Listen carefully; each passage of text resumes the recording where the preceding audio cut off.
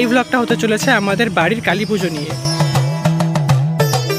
এই 5 বছরে প্রথমবার আমাদের সাথে এমনটা হচ্ছে। কোনো বাড়ি এরকমটা হয়নি আমাদের সাথে। বৃষ্টির মধ্যে আমরা ঠাকুর নিয়ে যাচ্ছি, আর এতটা সাবধানভাবে থেকেও আমাদের সাথে সেই দুর্ঘটনাটাই ঘটলো যেটা আমরা কখনো আশা করিনি।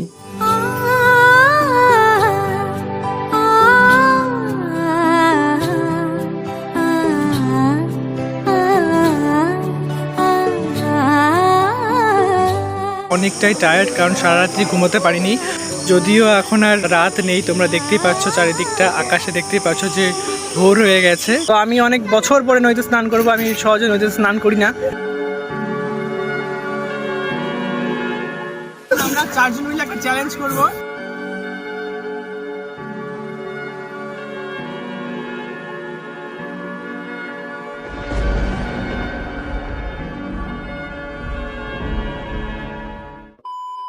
বাড়ির পুজোর 1 মাস আগে থেকেই আমি এই ব্লগটা শুরু করেছিলাম এক বৃষ্টি ভেজা সকাল দেখেই। সেই দিন আমি আর বাবা চলে গিয়েছিলাম পাল বাড়িতে, মানে যেই বাড়িতে আমাদের ঠাকুরের বায়না দেওয়া হবে। বিগত 5 বছর থেকে আমরা এখান থেকেই ঠাকুর বানিয়ে আসছি, আর ঠাকুর বায়না দিয়ে আসার পরের থেকে আমরা সকলে মিলে কিন্তু অপেক্ষা করতে থাকি যে আমাদের বাড়ির পুজো কবে আসবে। আর তারপর থেকে দিনের পর দিন ও রাতের পর রাত অপেক্ষা করার পর ফাইনালি চলে আসে সেই দিনগুলো, যেই দিনগুলোর জন্য আমরা এত অপেক্ষা করে থাকি। আর তারপর আমি আবার এই ব্লগটা কন্টিনিউ করি 28শে মে 2025-এ। টানা 1 মাস পর আমি ব্লগটা আবার শুরু করি। বাড়িতে পুজো ছিল 31শে মে 2025 শনিবার, কিন্তু আমাদের বাড়িতে প্যান্ডেল শুরু হয়ে গিয়েছিল 28শে মে বৃহস্পতিবার থেকে। পুজোর 2 দিন আগে থেকেই আমাদের বাড়ি হয়ে উঠেছিল পুরো জমজমাট বাড়ি। বাড়িতে কেমন কি পুজো হয়েছিল, কেমন কি প্যান্ডেল হয়েছিল এবং কে কে এসেছিল আমাদের বাড়ির পুজোয়, সবকিছু তোমাদেরকে এই ব্লগে শেয়ার করব। বাড়িতে পুজো লাগলে যেন মা আর আমার কাজের চাপটা একটু বেশিই বেড়ে যায়। কখনো নিচে দাঁড়িয়ে থেকে ছাদে পুজোর প্যান্ডেল ঠিক করানো, আবার কখনো মায়ের সঙ্গে বাড়ির পুজো শপিং করা। তাই বাড়ির পুজো শপিং উদ্দেশ্যে কিন্তু আমি, মা আর একটা বুনু মিলে কিন্তু চলে গিয়েছিলাম কিছু কেনাকাটি করতে। আমার খুব ইচ্ছা ছিল যে আমার বাড়ির মা কালীকে একটু একটু করে আমি সাজিয়ে তুলবো। তাই একবারে হয়তো পারবো না, তাই এবারও একটা ছোট পদক্ষেপ নিয়েছিলাম। মায়ের জন্য, মানে মা কালীর জন্য আমি একটা ছোট্ট হার পছন্দ করে নিয়েছিলাম, তো সেটাই কিনতে গিয়েছিলাম। আর সবকিছু কেনাকাটি করে কিন্তু আমরা চলে গিয়েছিলাম মিষ্টির দোকানে, কারণ রাত পোহালেই কিন্তু মায়ের বিসর্জন শুরু হয়ে যায়। তাই শেষবারের মতো পুরনো মা কালীকে পুজো দেওয়ার জন্য মা সন্দেশ কিনে নিয়েছিল। ছোটোর মধ্যে আমি আর বুনু মিলে অপেক্ষা করছিলাম। তাহলে চলো ভিডিওটাকে বেশি বড় না বানিয়ে একবারে তোমাদের সাথে দেখা হবে মায়ের বিসর্জনের সময়, মানে শুক্রবার সকালবেলা। আর এভাবেই দেখতে দেখতে চলে এলো সেই দিন।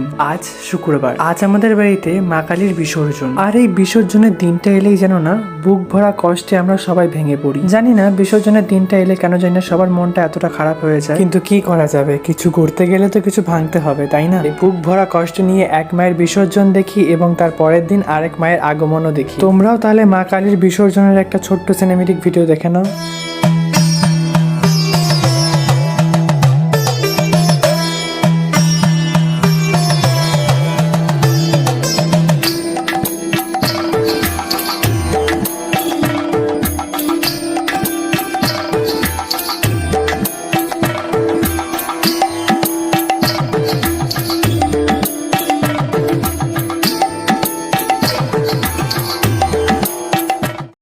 A few moments later. কিরে তুই কি দিয়ে মাথা আসরাচ্ছিস? এটা তো জামা কাপড় ধোয়ারই সেগুলো। এটা থেকে মাথা আসরায়? এটা চিরুনি নয়, এটা হচ্ছে জামা কাপড় ধোয়ার। দেখতেই পাচ্ছ বন্ধুরা, এখানে আমার বোন যেটাতে জামা কাপড় ধোয় সেটা দিয়ে মাথা আঁচড়াচ্ছে। তারপর বিসর্জন দিয়ে বাড়িতে এসে দেখি মামা, মামি, বুনু, ভাই সবাই চলে এসেছে, কিন্তু তখনও পর্যন্ত আমার ঘর বাড়ি গোছানো কিচ্ছু কমপ্লিট হয়নি। হ্যাঁ, এখন তোমরা আমার ঘর গোছানো থেকে বলতেই পারো যে মা কোথায়, মা কেন এই কাজগুলো করছে না। তাহলে তোমাদেরকে কিছু কথা শেয়ার করি। আসলে ঘর বাড়ি গোছানোর দায়িত্ব বরাবরই আমার জন্যই থাকে। বাড়িতে অনুষ্ঠান লাগলে নিশ্চয়ই তোমরা সবাই জানো যে কতটা ব্যস্ততার, কতটা কাজের প্রেশার থাকে সবার। ঠিক তেমনই আমার মার পক্ষে সব কাজ করা একদমই সম্ভব হয়ে ওঠে না। আর আমি ছেলে বলে যে কাজগুলো করতে পারবো না সেটা কিন্তু একদমই নয়। কোনো কাজই ছোট নয়, সব কাজ সবাই করতে পারে। তাই মা অন্যান্য কাজে ব্যস্ত থাকার কারণে ঘর বাড়ি গোছানো থেকে শুরু করে ঘর মোছা প্রচুর কাজ কিন্তু আমাকে নিজে হাতে একা করতে হয়। সত্যি বলতে গেলে কি এই কাজগুলো করতে আমার কোনো অসুবিধা হয় না, বরং ভালোই লাগে। আমাদের মায়েরা রোজ কত কাজ করে, আমরা রোজ দিন তো কাজ করে তাদের হেল্প করতে পারি না। তাই কিছু কিছু দিন তাদের জন্য যদি আমরা কিছু কাজ করে তাদের হেল্প করে দিই, তাহলে আমার মনে হয় সেটা এটা কোনো খারাপ জিনিস না। আর পুজোর আগের দিন এত কাজ ছিল যে আমার সারাদিন কাজেই কেটে গিয়েছিল। ঘরবাড়ি পরিষ্কার করার পর আমি চলে গিয়েছিলাম মন্দিরে। প্রত্যেক বছরই মা কালীর বিসর্জন হওয়ার পরে কিন্তু আমাদের মন্দিরটা কিন্তু রং করা হয়। কোনো বছরই মন্দির আমি রং করি না, কিন্তু এবছর আমার উপরে দায়িত্ব ছিল মন্দির রং করার। আমি একা ছিলাম না, আমার সঙ্গে আমার ছোট মামাও হেল্প করেছিল। তাহলে ছোট্ট একটা সিনেমেটিক ভিডিওর মাধ্যমে তোমরা আমার মন্দির রং করার কিছু মুহূর্ত দেখে নাও।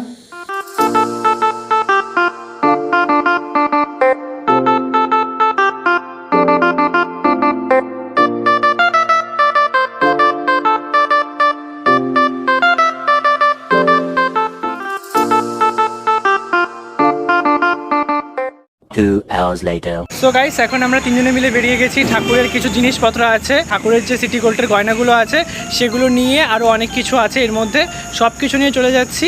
আর বাড়িতে আজকে প্রচুর কাজ করলাম, তো বর্তমানে দেখতেই পাচ্ছ আছে তনয় আর আছে একটা ভাই। তো আমরা তিনজনে মিলে যাচ্ছি এখন পালবাড়িতে, সেখানে গিয়ে এই জিনিসগুলো দিয়ে চলে যাবো বাড়িতে, কারণ কালকে প্রচুর কাজ আছে আর প্রচুর ব্যস্ত থাকবো। তো চলো পালবাড়ি থেকে একবার দেখা হচ্ছে। আর ঠাকুরটা কী অবস্থা আছে, মানে কতটুকু তৈরি হয়েছে, কতটুকু বাকি আছে, সব তোমাদের সাথে শেয়ার করছি। তো চলো দেখা হচ্ছে একবার পালবাড়িতে গিয়ে। তারপর পালবাড়িতে গিয়ে দেখি ঠাকুর এখনো পর্যন্ত কোনো কিছুই করা হয়নি। রাত পহালেই বাড়িতে পুজো, কিন্তু ঠাকুর এখনো পর্যন্ত তৈরি হয়নি। 1 মাস আগে থেকে ঠাকুর বায়না দেওয়ার পরেও যদি গিয়ে দেখি পুজোর আগের দিন ঠাকুর তৈরি হয়নি, তাহলে কতটা খারাপ লাগে তোমরাই বলো। তারপর পালবাড়ির থেকে ফেরার সময় তনয়কে আমাদের বাড়িতে নিয়ে আসি। তনয় বাড়িতে আসার পরে মাসি, মামি এবং বুনুদেরকে মেহেন্দি পরে দেয়, আর তার সাথে আমি আমার হাতে লিখে নিই সুমিত দাস ভ্লগার। তাহলে তোমরা পুরো ভ্লগটা এনজয় করতে থাকো। তোমাদের সাথে একবার দেখা হচ্ছে পুজোর দিন, মানে আগামীকাল। The next day. Hey guys, welcome back to my channel Sumit Das vlogger. তো তোমরা আমার আগের ভ্লগগুলো বা আগের পুজোর ভ্লগগুলো দেখে বুঝতেই পেরেছো যে আমাদের বাড়ির পুজোটা কতটা এনজয় হয় আর কতটা মজা আর নাচানাচি হয়। আর আমরা সকলে মিলে কিন্তু আমাদের এই পুজোটার জন্য কিন্তু আমরা অপেক্ষা করে থাকি।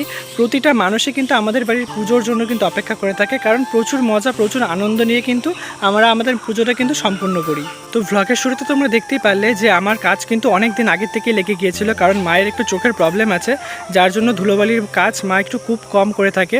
তো তার জন্য কিন্তু ঘর ঝাড়াঝাড়ি থেকে শুরু করে যে কোনো কাজ কিন্তু আমাকেও কিন্তু মায়ের সঙ্গে করতে হয়। এই ভ্লগের ইন্ট্রো নেওয়ার জন্য কিন্তু আমি একটু মাঠের দিকে আসলাম।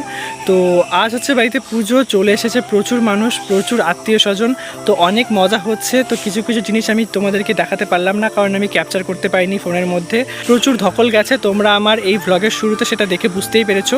তো এখন বর্তমানে বিকেল হয়ে গেছে, তো ভ্লগটা আজকের এই পুজোর দিনে দাঁড়িয়ে আজকের ভ্লগটা আমি শুরু করছি পুজোর বিকেলবেলার থেকে। আর এখনও পর্যন্ত প্রচুর কাজ বাকি আছে। সন্ধ্যের দিকে আমাদের যেতে হবে ঠাকুর আনতে, পুজো আছে, আরও প্রচুর নাচানাচি আছে। তো অনেক ইন্টারেস্টিং জিনিস এবং সুন্দর সুন্দর মুহূর্ত তোমাদেরকে শেয়ার করতে চলেছি। তোমরা পুরো ভ্লগটা স্কিপ না করে পুরো ভিডিওটা দেখবে। ভালো লাগলে like, comment, share and subscribe করবে। দুদিন আগে যখন প্যান্ডেল শুরু হয়েছিল তখন তোমাদেরকে আমি দেখিয়েছিলাম যে প্যান্ডেল অলরেডি শুরু হয়ে গেছে, কিন্তু এখন তোমাদেরকে দেখাবো যে আমাদের ছাদের উপরে যেহেতু প্যান্ডেল করা হয়েছে, কীরকম কী প্যান্ডেল করা হয়েছে। এবং আমার মন্দিরটা ফিনিশিং তোমাদের দেখানো হয়নি, কালকে যখন আমি রং করছিলাম তোমাদেরকে সেই ক্লিপগুলো দেখালাম আর প্যান্ডেলের কিছু মুহূর্ত দেখিয়েছিলাম, কিন্তু তোমাদের ফিনিশিংটা দেখানো হয়নি যে প্যান্ডেলটা কেমন করা হয়েছে আর কেমন পুরো মন্দিরটা কেমন রং করলাম। তো চলো এবার তোমাদেরকে আমি একটা সিনেমেটিক ভিডিওর মাধ্যমে দেখাবো যে আমাদের বাড়ির এই ছাদে প্যান্ডেল করা হয়েছে সেটা কেমনভাবে হয়েছে আর আমাদের পুজো মণ্ডপটা কেমনভাবে রং করেছি। তো চলো তোমরা একটা সিনেমেটিক ভিডিওর মাধ্যমে দেখে নাও যে কেমন আমাদের বাড়িতে ছাদে প্যান্ডেল করা হয়েছে আর কেমন মন্দির রং করেছি আমি আর ছোটো মামা মিলে। তো একটা সিনেমেটিক ভিডিও দেখে নাও, তারপরে তোমাদের সাথে একবার দেখা হচ্ছে কিন্তু ঠাকুর আনতে যাওয়ার সময়।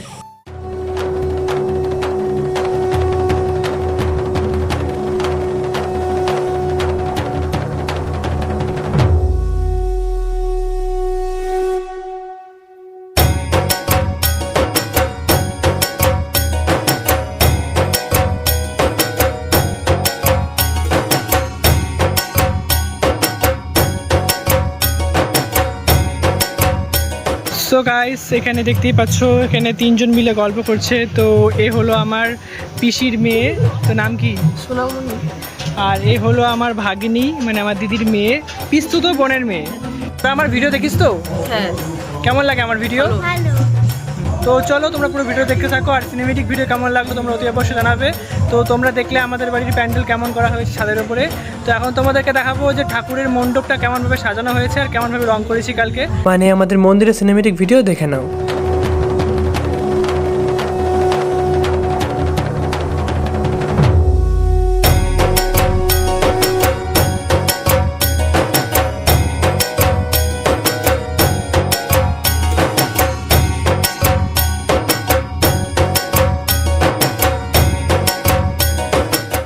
2 hours later. পুজোর দিন স্নান করতে করতে কিন্তু বিকেল হয়ে গেছে, আর বিকেলবেলা স্নান করে কিন্তু আমি চলে এসেছিলাম মন্দিরে। কারণ কাল রং করার পরে কিছু কিছু জায়গা আমার মনে হচ্ছিল যে এখানে যদি কিছু আলপনা দিয়ে দিই তাহলে দেখতে সুন্দর লাগবে। তার জন্য আমি কিছু কিছু জায়গা বাছাই করে আমি সেই সব জায়গাগুলোতে আমি আলপনা দিয়েছিলাম। কিন্তু সারাদিন ভালো যাওয়ার পরও সন্ধ্যা থেকে যে কপাল এত খারাপ হবে সেটা আমার একদমই জানা ছিল না। আমার আলপনা পুরোপুরি কমপ্লিট হওয়ার আগেই কিন্তু নেমে যায় মুষলধারে বৃষ্টি। তারপর অনেকক্ষণ আমরা ওয়েট করছিলাম যাতে বৃষ্টি কমলে আমরা ঠাকুর ভালো মতন করে আনতে পারি। তারপর অনেকক্ষণ বৃষ্টি কন্টিনিউ হওয়ার পরে কিন্তু যখন একটু কমে যায় আমরা চলে গিয়েছিলাম কিন্তু পালবাড়িতে ঠাকুর আনতে। সেখানে গিয়ে দেখি ঠাকুর তো পুরোপুরি তৈরি, কিন্তু সেখানে যাওয়ার পর আবার নেমে যায় মুষলধারে বৃষ্টি। আমাদের বাড়ি থেকে পালবাড়ির ডিস্টেন্স মাত্র 10 মিনিট, আর এই 10 মিনিটে শুধুমাত্র বৃষ্টি কম ছিল। আমরা পালবাড়ি যেতে না যেতেই আবার মুষলধারে বৃষ্টি শুরু হয়ে যায়। বিগত 5 বছর থেকে আমাদের বাড়িতে পুজো হচ্ছে, কিন্তু কোনোবারই এরকম হয়নি পুজোর আগে কিংবা পরে বৃষ্টি হয়েছে, কিন্তু পুজোর দিন বৃষ্টি হয়নি। তারপর ঘন্টার পর ঘন্টা আমরা অপেক্ষা করতে থাকি বৃষ্টি কখন কমবে। একদিকে বৃষ্টিও কমছিল না এবং একদিকে কারেন্টও চলে গিয়েছিল। তারপরে আমরা ডিসাইড করলাম যে এই বৃষ্টি সহজে কমার নয়, তাই আমাদের কোনো রকম ভাবে আমাদের বাড়িতে নিয়ে যেতেই হবে মাকে। তারপর মোবাইলের ফ্ল্যাশ লাইট জ্বালিয়ে সবাই আস্তে আস্তে মাকে ধরে গাড়ির মধ্যে তোলা হয়। আর তখনও কিন্তু গুড়ি গুড়ি বৃষ্টি পড়ছিল, তাই বৃষ্টির মধ্যে তো আমরা মা কালীর মূর্তিকে এভাবে নিয়ে যেতে পারবো না, তাই ওপর দিয়ে আমরা প্লাস্টিক দিয়ে সবাই মিলে প্লাস্টিকগুলো ধরে আমরা নিয়ে যাচ্ছিলাম। সত্যি এতটা খারাপ লাগছিল বলার মতন নয়। এই 5 বছরে প্রথম আমাদের সাথে এমন হলো। সো গাইস, আমরা এখন দেখতেই পাচ্ছ একটা বিভৎস সিচুয়েশনের মধ্যে দিয়ে যাচ্ছি। আমরা এই 5 বছরে প্রথমবার আমাদের সাথে এমনটা হচ্ছে, যে কোনোবারই এরকমটা হয়নি আমাদের সাথে, কিন্তু এবছরই আমাদের এই সিচুয়েশনটা ফেস করতে হলো। বৃষ্টির মধ্যে আমরা ঠাকুর নিয়ে যাচ্ছি, ওপরে দেখতেই পাচ্ছ ত্রিপাল দিয়ে আমরা ঢেকে। এখানে আছে শুভ্র। তো আমরা এখন হাই রোডের মধ্যে আছি। কেমন লাগছে শুভ্র এই অবস্থায় যেতে? হচ্ছে কিন্তু একটা নতুন এক্সপিরিয়েন্স। এত 5 বছরের মধ্যে এত কিছু হয় নাই যেটা এই বছর হলো। আমার খুব সত্যি ভালো লাগছে, এরকম ভাবে যাওয়া কোনোবার যায়নি, এবার প্রথম। আমাদের বাড়ির মা হয়তো এটাই চেয়েছিল যে বৃষ্টির মধ্যে এই এক্সপিরিয়েন্সটা করবে, আর আমরাও সেই শিকারটা হব। শুধু এটাই আশা করছি যাতে মায়ের কোনো ক্ষতি না হয়, আমরা যাতে ঠিকঠাক ভাবে নিয়ে যেতে পারি মাকে, সেটাই যাতে মানে সাকসেসফুল হয় আমাদের। তারপরে আর কি, যে দুর্ঘটনা ঘটার ভয়ে ছিলাম সেই দুর্ঘটনাটাই ঘটলো। একদিকে তো বৃষ্টি, আরেকদিকে আমাদের বাড়িতে আসা রাস্তাঘাটগুলো খুবই খারাপ ছিল, যার কারণে আমরা মাকে ভালোভাবে বাড়িতে নিয়ে আসতেই পারি। বাড়িতে ঢোকার আগেই বাবা মহাদেবের মাথার থেকে জয়েন্টটা খুলে এসেছিল। এটা দেখে আমাদের সবারই মন ভেঙে গিয়েছিল। কাকেই বা দোষ দেবো? যে ঠাকুর বানিয়েছে তাকে দোষ দেবো যে এত তাড়াতাড়ি করে ঠাকুর বানিয়েছে? আসলে দোষটাই হচ্ছে আমাদের ভাগ্যের, আমাদের কপালেরই দোষ। তারপরে যে ঠাকুর বানিয়েছিল তাকে আমরা ডেকে নিয়ে আসি এবং সে এসে ঠাকুরটা ঠিক করে দেয়। আর তারপরে আস্তে আস্তে পরিস্থিতি একটু ঠিক হলে শুরু হয়ে যায় বরণ। আসলে আমাদের বাড়িতে ঢোকার রাস্তাটাই একদমই ঠিক নয়, আর তার উপর কিছু কারণের জন্য রাস্তাগুলো একদম বন্ধ করে দেওয়া হয়েছে। আর ওই ছোট চাপা রাস্তা দিয়ে গাড়ি একদমই ঢুকছিল না, ঠাকুর নিয়ে আসাটা একদমই মুশকিল ছিল। আর সবকিছু জানার পরেও আমরা মাকে সাবধানভাবেই আমরা নিয়ে আসার চেষ্টা করছিলাম, কিন্তু শেষ পর্যন্ত সেই রক্ষাটা হয়নি। আর তারপর মায়ের বরণ শুরু হয় রাত্রি 10টার দিকে, আর তখন পর্যন্ত কিন্তু প্রচুর মানুষ, প্রচুর রিলেটিভস কিন্তু চলে এসেছিল। তারপর আস্তে আস্তে একদিকে মায়ের বরণ শুরু হয়, আর আরেকদিকে কিন্তু প্রচুর নাচানাচি শুরু হয়ে গিয়েছিল। যেহেতু প্রত্যেকবারের মতন আমরা এবছর বাজনা বাজিয়ে ঠাকুর আনতে পারিনি, তাই বাড়িতেই কিন্তু বরণের সাথে সাথে কিন্তু সবাই নাচানাচিও করছিল। তাহলে দেখে নাও তোমরা মা কালীর বরণ এবং নাচানাচির কিছু মুহূর্ত।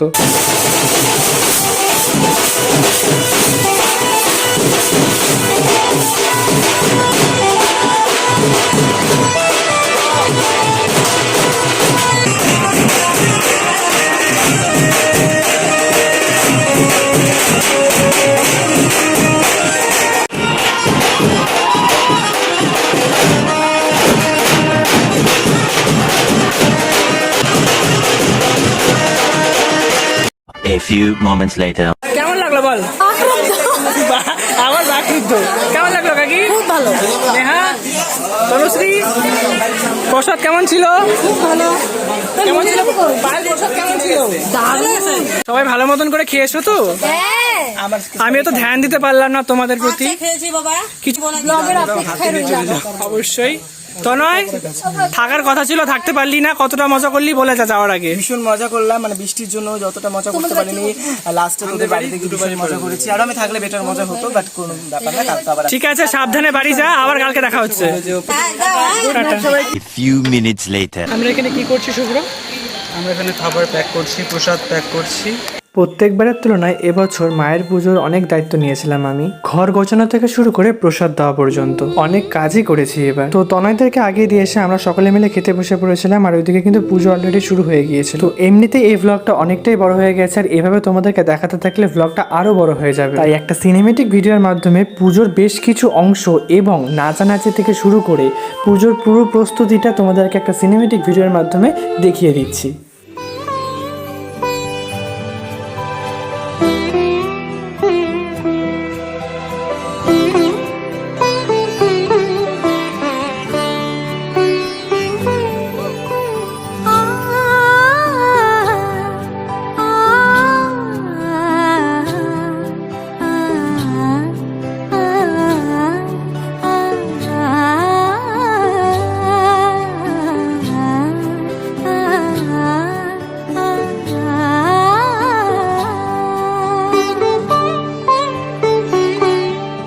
উৎসবের অঙ্গনে আজ সবার মন্ত্র, উৎসবের অঙ্গনে আজ সবার মন্ত্র, উৎসবের শোভালোকে আজ আলোকিত মন, উৎসবের শোভালোকে আজ আলোকিত মন, উৎসবের অঙ্গনে আজ সবার মন্ত্র।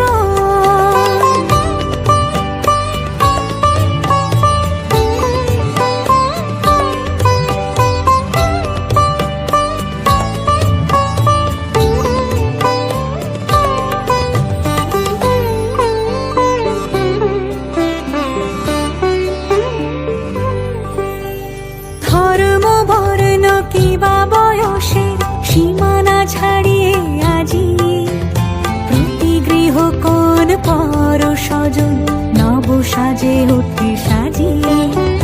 ধর্ম বর্ণ কিবা বয়সের সীমানা ছাড়িয়ে আজি প্রতি গৃহ কোন পর স্বজন নব সাজে ওঠে সাজিয়ে। আর এইভাবেই কিন্তু সারা রাত ধরে মায়ের পুজো হয় এবং সারা রাত ভরে আমরা নাচানাচি করি। 4:45-এর দিকে আমাদের বাড়ির পুজো কমপ্লিট হয়, আর তার কিছুক্ষণ পর কিন্তু আমরা সবাই মিলে কিন্তু ভোগের প্রসাদ খাওয়া শুরু করি। সো গাইস, আমাদের পুজো কমপ্লিট হতে হতে অলরেডি কিন্তু 4:30টার মতন বেজে গিয়েছিল। আর যদিও এখন আর রাত নেই, তোমরা দেখতেই পাচ্ছ চারিদিকটা, আকাশে দেখতেই পাচ্ছ যে ভোর হয়ে গেছে। তো এখন মোটামুটি 5টা বাজে। পুজোর শেষে আমিও কানে ফুল গুঁজে নিয়েছিলাম। তো চলো, আজকে অনেকটাই টায়ার্ড, কারণ সারা রাত্রি ঘুমোতে পারিনি। অলরেডি এখন অনেক কেউ ঘুমোয়নি। তো সবাই মিলে আমরা 1-1.5 ঘন্টা রেস্ট করব। তো চলো, এখন আমি প্রচুর ক্লান্ত, আমার মুখ চোখ দেখে বুঝতে পারছো। আমি জাস্ট হাত মুখ ধুয়ে তোমাদের সাথে এই কথাগুলো শেয়ার করলাম। তো চলো, এখন আমি কিছুক্ষণ রেস্ট নেব, ঘুমিয়ে নেব, তারপর তোমাদের সাথে একবার দেখা হবে। তো চলো পুরো ভিডিওটা কন্টিনিউ করতে থাকো। 2000 years later. So hey guys, কালকে আমরা পুজোয় ভালোই এনজয় করেছি। তো এখন আমি, আমার ভাই সবগুলো মিলে আমরা এখন এই আমাদের একটা ছোট নদী আছে বাড়ির পাশে, তো সেখানে আমরা স্নান করতে চলে এসেছি। তো অনেক মজা, অনেক ভালো ভালো জিনিস তোমাদেরকে শেয়ার করতে চলেছি। তোমরা পুরো ব্লগটা কন্টিনিউ করতে থাকো। তো কেমন ফিলিং লাগছে, কেমন আজকে নদীতে স্নান করবো আমরা সবাই মিলে? ওয়াও, খুব ভালো। আচ্ছা, তো আমি অনেক বছর পরে নদীতে স্নান করবো। আমি সহজে নদীতে স্নান করি না। তো চলো, একবারে তোমাদের সাথে দেখা হচ্ছে নদীতে নামার পর।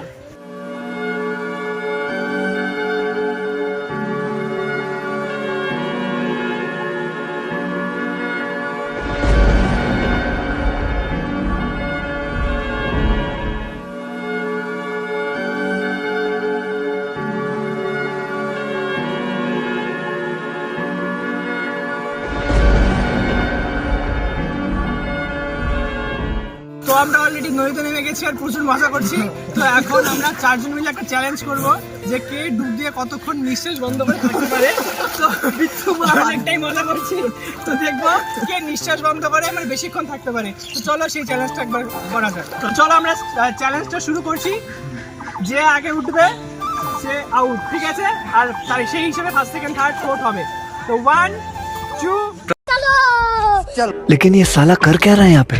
और अभी तो रुको, क्लाइमैक्स अभी बाकी है। शाबाश बेटा।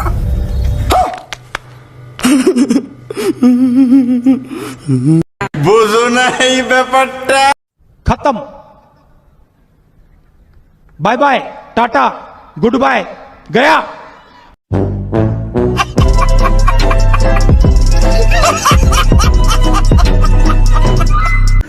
সো গাইস আমাদের স্নান করা কমপ্লিট হয়ে গেছে, তো কেমন মজা হলো? Like it. তো খুব মজা করলাম। তো চলো ব্লগটাই পর্যন্ত, দেখা হচ্ছে তোমাদের সাথে নেক্সট ব্লগে। ততক্ষণ তোমরা ভালো থাকো, সুস্থ থাকো, টাটা।